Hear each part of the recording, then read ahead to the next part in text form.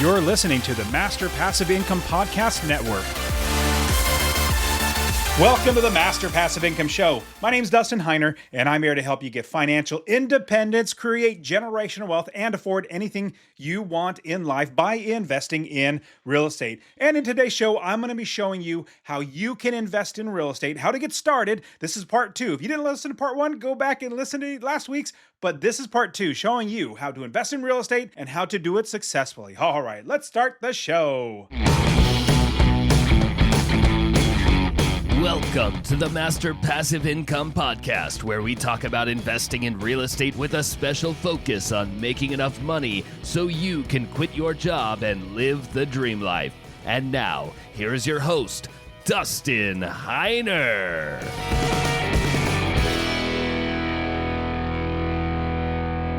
What's up? What's up? Super blessed as always to have you here with me on the show. I am super excited about what's going on in the real estate market and how you can create income or become an income builder with the prices and interest rates that are going on right now. So recently, when I say recently, like 2 days ago, the Federal Reserve came out and said interest rates are going to stay the same. It's only staying the same. So that's the announcement. It is going to stay the same. They're not going to raise, they're not going to lower. So apparently President Trump is putting pressure on the Federal Reserve Chairman to lower interest rates. Well, the Federal Reserve Chairman's digging his heels in saying, no, we're not going to do that. We're going to do what we think is best. I'm not saying either one is right or wrong. They're just, going back and forth. I personally am looking forward for interest rates to go up even higher. Now you might be thinking, well, Dustin, why in the world do you want interest rates to go higher? Well, over the last, 4 or 5 years now, prices have skyrocketed, doubled in like 3 or 4 years, which is not normal. The normal thing is every 15 years, real estate doubles in price or value. So 20 years ago, let's say if you had a home that was $100,000 20 years ago, well, let's say you had a home that was $200,000 15 years ago. Well, now it should be worth about $400,000. And you can easily see if you bought a home 15 years ago, it's doubled in value. Well, from that, it also in the last 3 or 4 years, because of inflation, because of all the money that they're printing and quantitative easing, quote unquote, is what it's called. Quantitative easing, where they just print money and dump it into the system. Well, there's more money in the system. And also BlackRock, these Vanguard, all these big companies are getting the money from the federal government to buy real estate and pay over asking price. I mean, it's terrible what the government has been doing. But we do not let that stop us to invest in real estate. Even though the prices have just skyrocketed in the last, couple of years, and interest rates are up, you might be thinking, well, Dustin, interest rates are high. Prices are high. I can't buy a property to invest in that's going to make me cash flow. Well, I absolutely am proof personally that you can. And on top of that, my daughter she's 16 years old. She just bought her first rental property. I think it's making $348 a month or something like that, depending on if there's ever any more expenses or anything. But right now, on average, about $350 a month in passive income. And she bought it for $125,000. She got a loan on it, used her entire savings that we bought the property, and it's making that money in passive income. And about 4 or 5 months ago, I bought a single family home for $67,000. Yes, $67,000. But it needed a lot of work. I had a good contractor, probably could have spent $30,000 or $40,000, but with a good contractor, I'm an investor, so I find the right people. We fixed it up for about $21,000. So we're out of pocket close to $90,000. Well, this home, I could literally resell it for $130,000, but I'm renting it for $1,300 a month, which I'm pocketing, I want to say $500 or $600 a month in cash flow. Now, I say all this or not necessarily meaning, but like giving the perspective that the deals are out there. They're not as easy to come by like in 2012, 2013, 2014. They were so much easier to come by, but there's always great deals. And in this episode, I'm going to be talking all about the best time to best time to invest in real estate. I'm going to talk to you about how we make sure we're making money every single month. And here's a great thing. If you have a property that you're buying, you can rent it out in different ways. Like, meaning you don't just have to do long term buy and hold where you have 12-month leases. There are different ways to make money. In fact, I personally have short term properties. That's Airbnb, you rent it out per night. I also have midterm properties. Those are 30, 60, or 90 days where they're staying for longer periods of time. And they are traveling executives, nurses, traveling nurses, things like that. Even baseball players. I had baseball players stay in my Peoria, Arizona house for spring ball.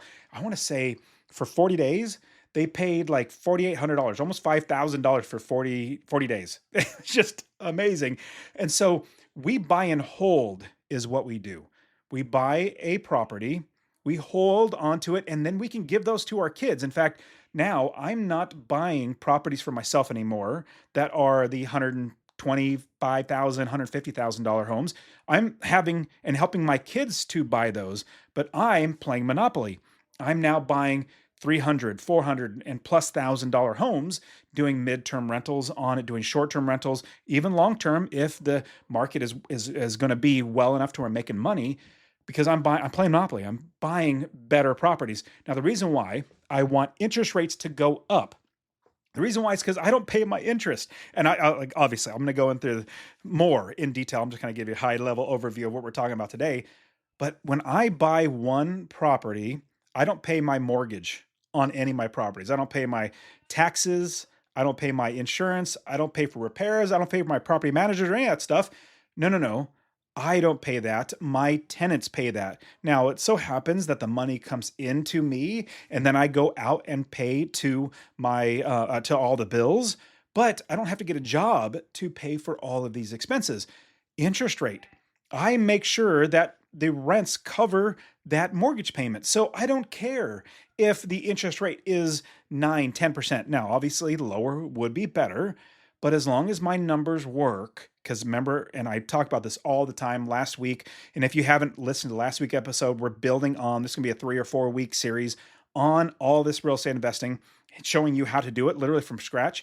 And when I buy a property, I make sure that I account for all those expenses before I buy it, and I make sure I make as an expense line item my $500 a month in passive income. That's an expense.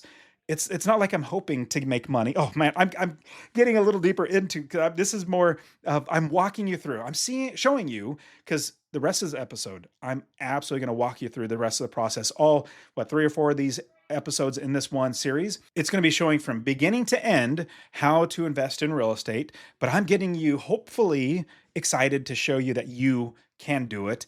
And even though you might be thinking, well, Dustin, it's so hard to find properties. No, honestly, like in my area, when I'm looking to buy a 300, 400, maybe getting closer to $500,000 homes, I'm seeing these homes sitting on the market for 90 days, 120 days. Prices are coming down because interest rates are not changing. There's only so long that these sellers can sit on these properties, meaning hold on to them, not sell them, and still make their mortgage payments before they have to get a little more antsy and start lowering the prices. Or sadly, they might go into foreclosure, which will buy them off of them. And I just created a full course on creative financing, and showing my students how to find these properties that are really, really low interest rates that we can take over the mortgage using creative financing, seller financing, subject to all these different types of creative ways to get financing or creative ways to buy homes, and even how to find the properties that they are trying to sell, or the seller is trying to sell, so that they can get those off market. Now, I am coaching all this stuff at my mastermind retreat. It's 2 days or 2.5 days in Denver, Colorado. You need to be here with me and expert level investors, as well as other students of mine. I'm actually having my private mastermind guys, Michael Kwan, Tom Sylvester, and Adam Carroll. We're all going to be at our mastermind in Denver. It's in September, and we want you to be there. And we want you to be successful. It's going to be a small group. Check the link in the description, masterpassiveincome.com/mastermind. If you go to masterpassiveincome.com/mastermind, you'll see everything we're doing, but it's going to be in September 19th through the 21st. People are flying out on the 22nd, but it's it's really maybe 20 people that I'm going to be coaching, all of my mastermind guys, my personal mastermind guys like Adam and Michael and Tom. Be coaching. You're going to have hot seats where you're going to be sharing what's working for you, as well as how you can be helped. We're going to be doing so many great things at this mastermind.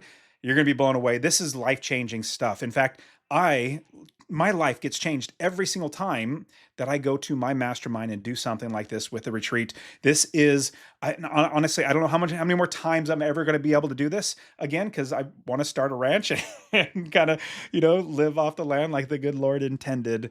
But this is definitely a time. Go to masterpassiveincome.com/mastermind. Love to have you there. As we're talking about how to start investing in real estate, I'm going to go over the things we just really briefly. I'm going to go over really quickly. If you want to get more in detail about what we talked about last week, go listen to last week's podcast episode. And everything in this podcast episode, I'm going to put in the description as well as the show notes page. Go to masterpassiveincome.com/062. 062 is going to take you to the show notes page. We're going to see everything written out, itemized out for you that you're going to be able to follow along. And everything's going to be there for you to start implementing into your life. Now, quick recap of what we talked about last week. Last week, we talked about the 6 ways that real estate makes you money. We started from the very, very beginning so you understand why you should start investing in real estate. One of the best reasons is that there are 6 ways that real estate actually makes you money when you buy a rental property. I'll quickly go through them. Cash flow, that's monthly money coming into your pocket every single month. Equity capture, where you buy the property for more than it's worth and pocket the rest of that money, that in equity that is basically trapped inside your house that we can then pull out to buy more properties. Also, market appreciation, just over time. Your property appreciates. Forced appreciation. You put some money and elbow grease and TLC into the property and it increases the value of the home. Also, your mortgage is paid by the tenants. That would be a mortgage buy down or pay down where your tenants pay for your principal and interest and all the expenses. It's fantastic. The last one is tax advantages. So many great tax advantages in investing in real estate. It actually puts money in your pocket, saves you from paying extra taxes, and you're not getting out of taxes. You're not like skirting the law or anything, but you're using the law to pay less in taxes. Here are a couple other awesome things about and reasons why you should invest in real estate rental properties. One, it's an automatic business. It runs itself. You hire people, they do the work for you so you don't have to work. A big one for me, this is one of the biggest reasons why I started investing in real estate was for financial freedom, financial independence, so that I can retire early, so I didn't have to work ever again. Now, really quickly, moving on into what is not investing. In my opinion, not investing would be flipping. Flipping a house is not investing because you have to keep doing it over and over again to get your next payday. Same thing with wholesaling. You have to do it over and over again. Find a buyer, find a seller, match them up, and then you make money. Well, you got to do that over again. You're not a realtor. Realtors don't invest. They basically work a job. They make one sale, they make money. They don't make money if they don't sell. And so that's not what we want. We don't want to own a job. We want to have investments that make us money. The next thing, you want to get your financial house in order. You want to reduce expenses. You want to increase your income and eliminate debt. Debt is going to hurt you really, really bad. So get rid of all that stuff. So get your financial house in order. Next thing is buy your own house and stop renting. You want to have your own property that you can then tap into for equity. You have a place that eventually you'll own free and clear, so you won't have to make a mortgage payment or a rent payment or anything like that. So own your house. Also, you want to create investing goals. You want to create goals for yourself so you know what is your action items for the next step and where you're going to get to. So you create your goal, and then you work your way backwards from there to where you are now, and you have your actionable items. That's something I work with all my coaching students and help them to see, well, where do you want to get to? You want to quit your job in 5 years? Well, let's buy properties in order to get you to quit in 5 years and be able to allow you to do that. Next one up is get real estate investing education. I cannot stress this enough. Getting education would have saved me $20,000, $30,000, $40,000 in loss of income loss of rents, evictions, all these problems that I could have foregone or not had. And I want to pause for just a quick second and say thank you so much for listening to the show. If you've gotten anything out of the show, I would appreciate it if you went to anywhere that you listen to, let's say Apple or Spotify or wherever, and leave a 5-star review. Honestly, I really appreciate you leaving an honest review. I just love giving all this information out and I want to see you succeed. Also, send this to one person. Just tell one person, say, hey, Dustin wants to help 1 million people to invest in real estate. You need to listen to this because it's going to change your life. Lastly, get my real estate investing course completely for free. Text the word rental, RENTAL, rental to 33777.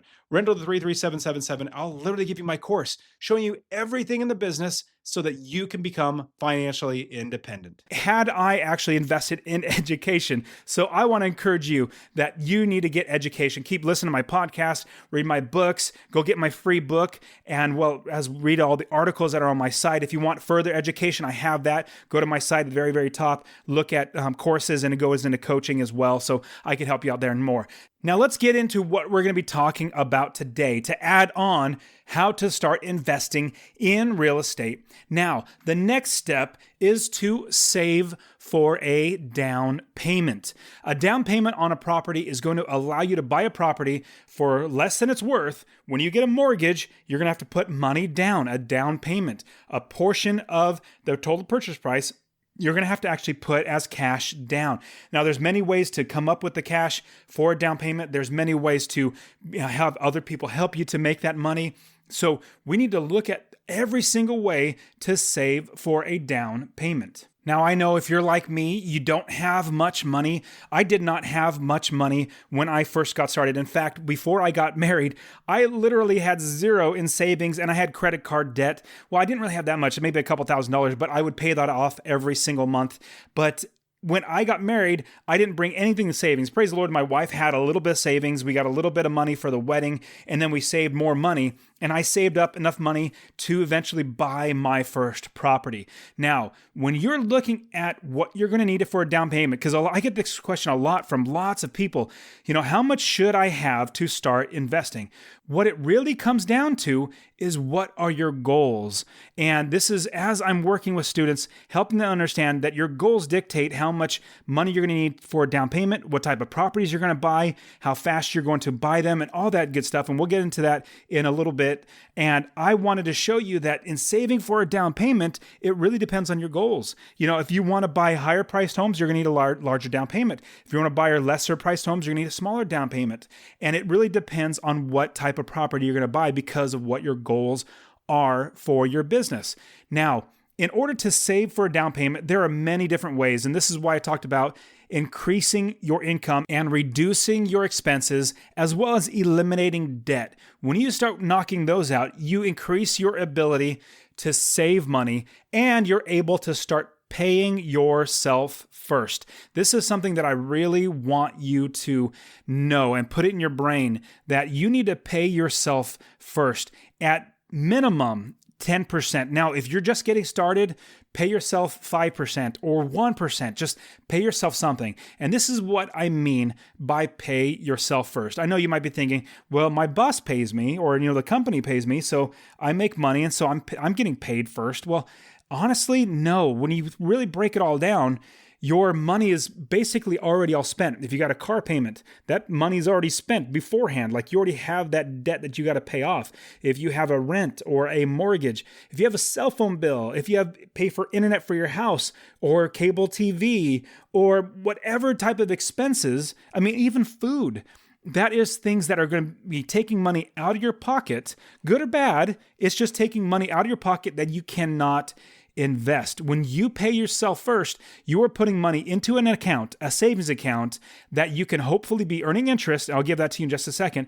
You'll be earning interest to where then you can have a savings so that when it's time to buy a property, you have money saved up for the down payment. Now, if you already have money and you're already saving money, I would strongly recommend you putting into an account that makes you, 1 to 2 or 3% or something like that. You want to make it liquid. Liquid means you can get to it at any given time, just like a checking account. You can go in and pull that money out at any time. If you put it into a CD, you buy a stock, you put it in a mutual fund or something like that, it's going to be harder to get to. Now, if you're not going to touch it for a couple of years, then maybe that's okay. But I'm always ready to have a deal come across my desk and I jump on it because I have the money liquid or ready to invest. So I would strongly encourage you to find a bank account. So as you are paying yourself first, you want to take out 10% of your paycheck. So for round numbers, if you're making $2,000 a paycheck, let's say you're going to make $2,000 a paycheck, you want to take $200 before anything else is paid. So you want to live on $1,800 of that. So you put $200 in your savings account and keep saving that money. Force yourself to do that every single month. Now, I'm going to tell you something that I do with my kids, and it's been ever since they've been born. I've been grilling and drilling it into them how they can actually be saving their money now as opposed to waiting. So every bit of money that they receive from a birthday present, if birthday money that they get, or if they do, yard work, or if they whatever money they make, I force them and I walk them through where I help them to take out 50% of everything they make. They can't just go spend it. 50% of it goes directly into savings. I also work with them and show them 10% goes to God, 20% goes to mommy to help pay for electricity and everything else, and 20% they get to keep themselves and spend. And so, like my daughter, I think she has close to $620, I think. Yeah. And my son has like $630 and so on. So as they make money, they are saving 50% of that. Even if they just save half that. If they save 25% because they're used to 50 and they, that's just too much, I'm going to cut it down to 25. Well, it's more than 0%. It's more than 5%. It's more than 10%. And so they're realizing that they can make a lot more money. And also one great thing I do is I put it in a bank account. Each one of them have their own separate bank account where all their savings go into it, and they can see how much money they make every single month. Like this last month, my daughter made like 40 cents and my son made like 42 cents or something like that. It's for them, it's a lot of money. And they're like, man, I didn't do anything. I made money. That's fantastic. So they're wanting to put more and more money into savings. And I want to see that for you. I want to see you want to put more money in savings because you're seeing the value that it brings. Hey, this money in savings, I'm going to be making money on. And number two, then I can then buy a property that I can make even more and more money on. So that's what I want you. Start saving for investing by paying yourself first. Next one, if you, as you're building your business, you come across a good deal, well, it may be that you need to ask your friends and family to invest with you. It could be getting a loan. I've done this a couple times. When I was first starting my business, I talked to my dad who had a little bit of, or actually a good amount of savings. I said, hey, Dad, can I have some money? He goes, no, I'm not going to give you money. Why would I give you money? Like, because I'm your son? That doesn't work like that. So he actually loaned me money. And what was funny is the interest rates at the time were like 3%, 3.5%. He loaned it to me, his own son, at like 9%. He's like, well, I can make that in the stock market or mutual funds, so I'm going to charge you that. I'm like, well, thanks, Dad. Well, anyways, praise the Lord, he lent it to me. And it actually, even though I was paying him 9% or whatever, I think it was like 8 or 9%, I was still making like on his money that I borrowed, I think I was making like $400 on it. So I was easily making money, and then I eventually paid him off and it was great. But so I even just asked my dad, hey, can I borrow some money? And he loaned it to me, which was great. You may not have that, but maybe you can look for friends or other family members or something like that, just giving you options. Now, I know it's hard. I know it's awkward to ask people if they want to invest with you or loan you money. I completely understand that. But what you want to do is you want to show them the deal. So as you're going to be approaching them, this is a big pro tip I'm going to be giving you. Don't just say, hey, I'm going to buy a property and make money on it. Can you give me money or loan, or would you please loan me money? Don't say that. Tell them about the deal. Make sure that they understand the numbers as well as you do, where the property's at, how much you're going to be making every single month, what the mortgage is going to be, how much the expenses are, how much your income is. Make them understand that you absolutely know this business inside and out. You know your numbers. You are trustworthy to have their money. Now, you're going to give them a signed note, basically a paperwork saying that they're loaning you money at a certain interest rate and you're going to pay them back. And, it's just like if you're getting a mortgage or a car note or something like that. So it's held up in court. If they actually need to take you to court, Lord willing, it's not going to happen or come to that. But you're going to be able to ask them, and with showing them as much information as they need to feel comfortable. That's the thing with investors.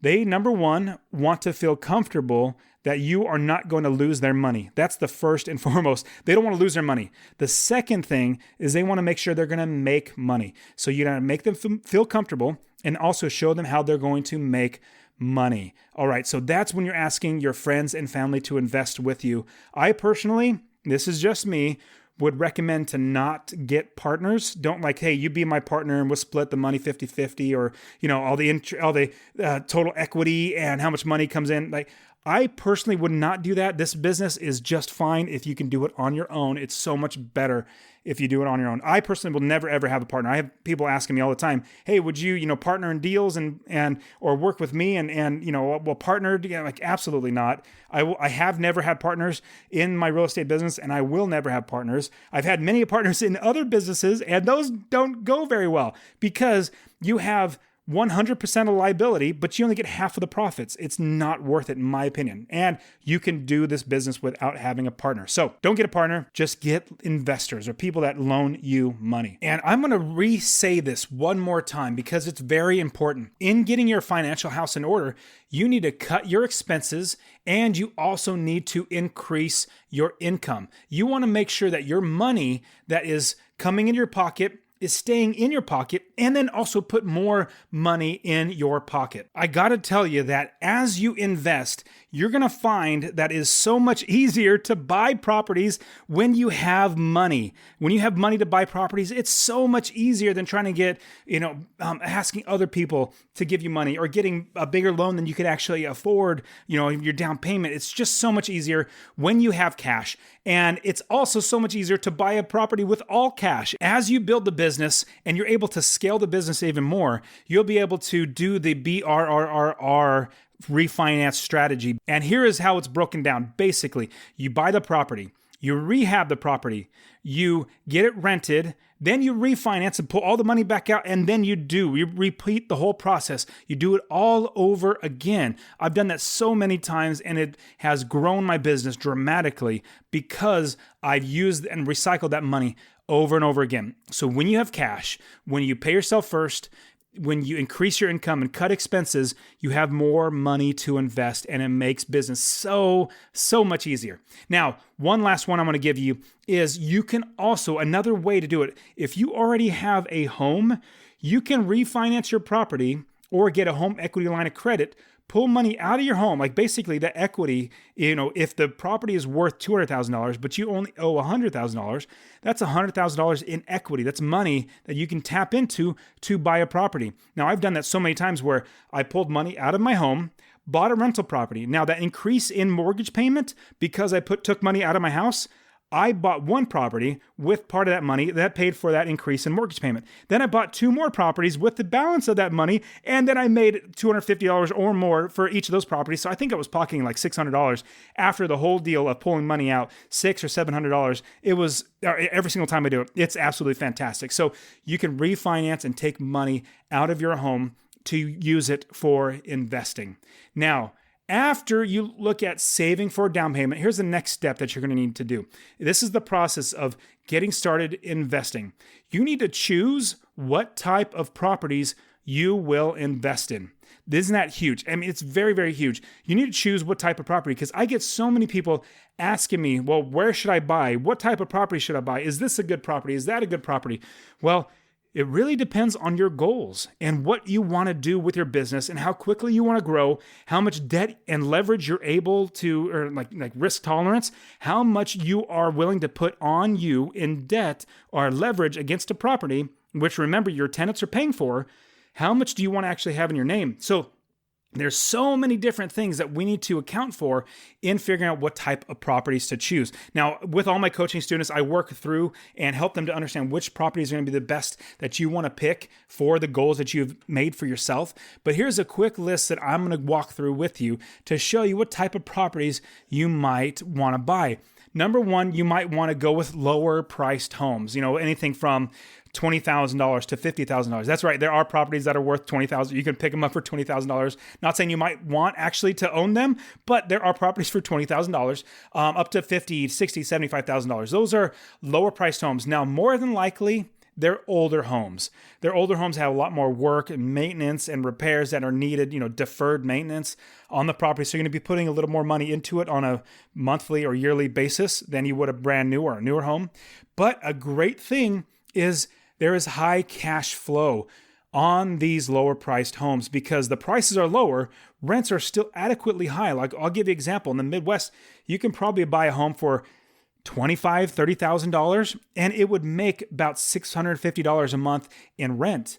Well, if you pencil everything out, you should probably be making about $400 a month in passive income. So imagine if you put $30,000 on a property and it returned you $400 a month. Wouldn't that be fantastic? If you were making $400 a month from that one property, you put $30,000 down, after just a little over 6 years and a couple months, you're going to have all your entire investment back in your pocket.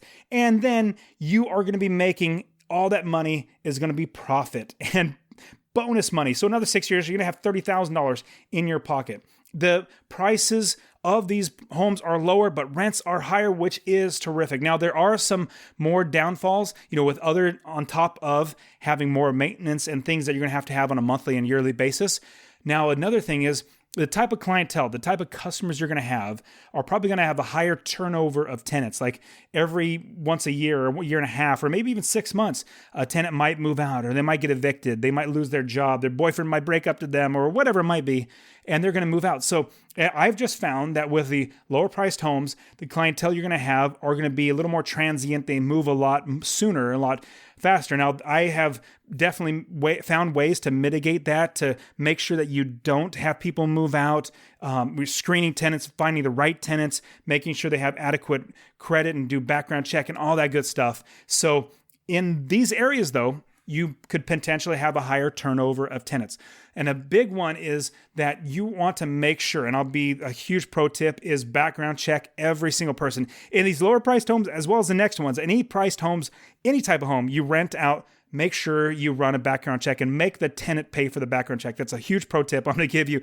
Definitely do a background check. Now, the next thing of what type of property you're going to invest in are higher priced homes.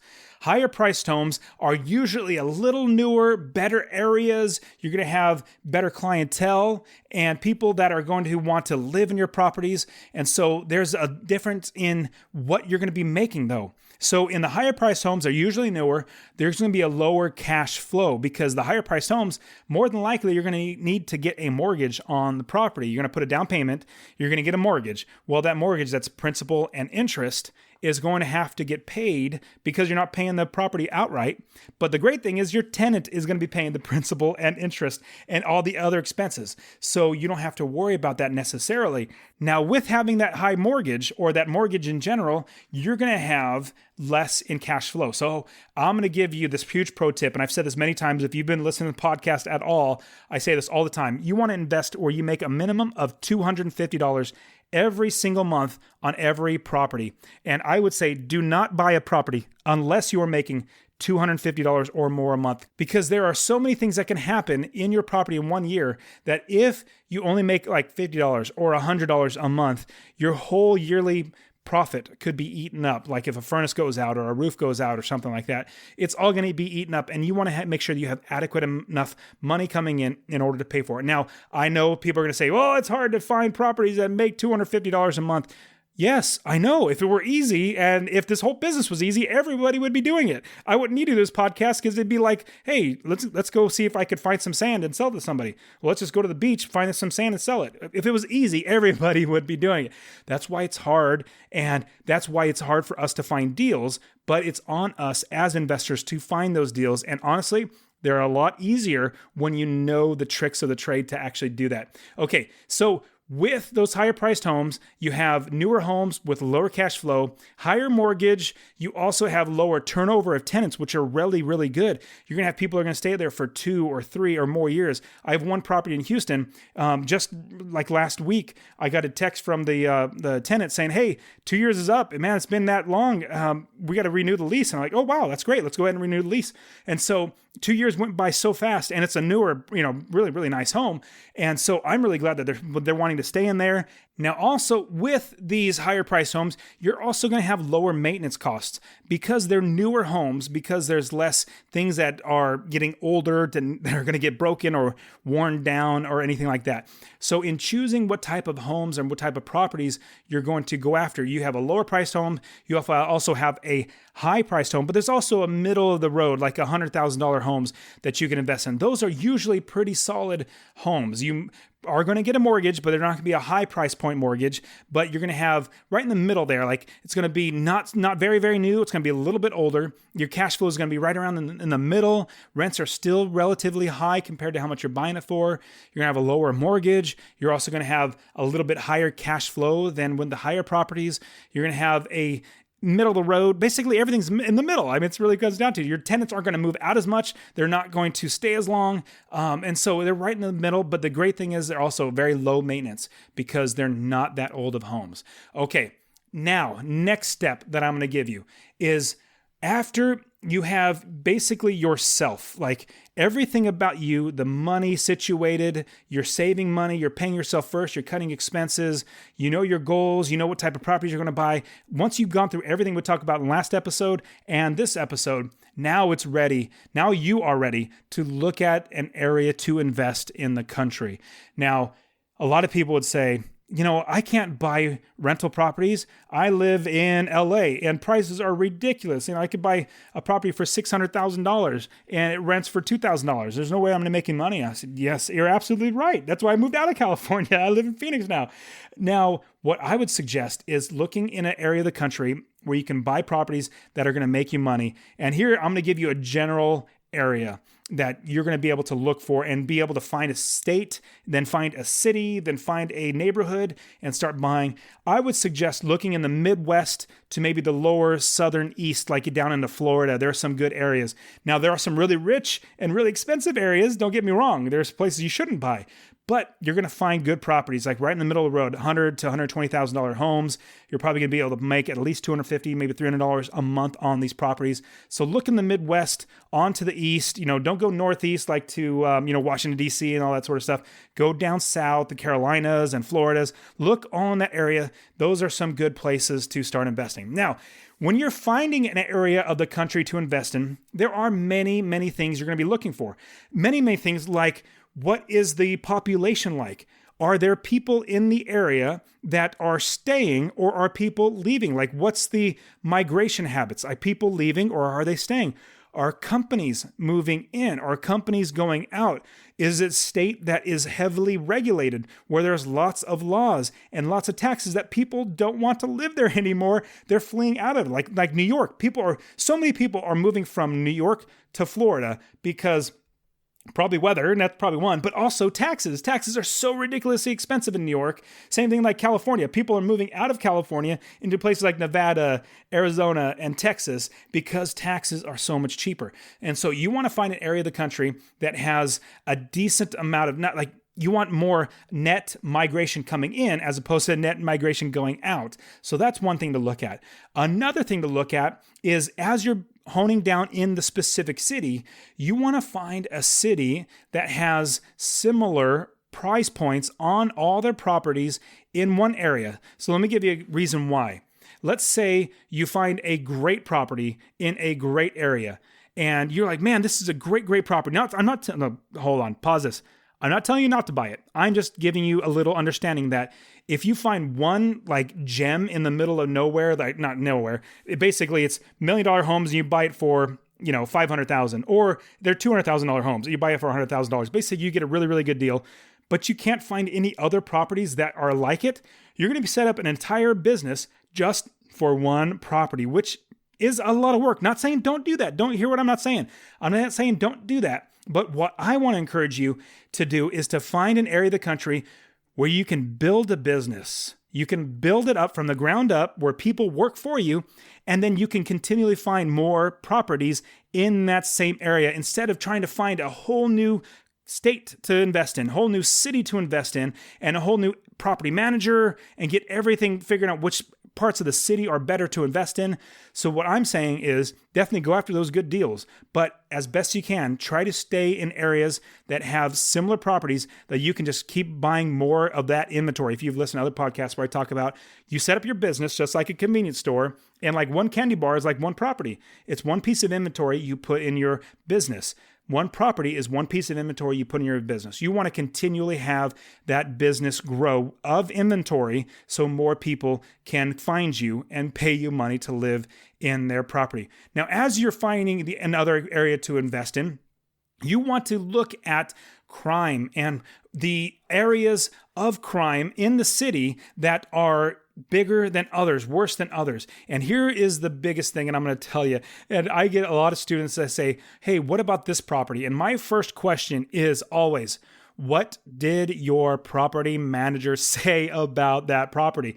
And if my student comes back and says, well, I didn't talk to the property manager about it yet, I said, don't talk to me until you talk to them, because number one, I don't know the area. I don't know if it's a good or bad area.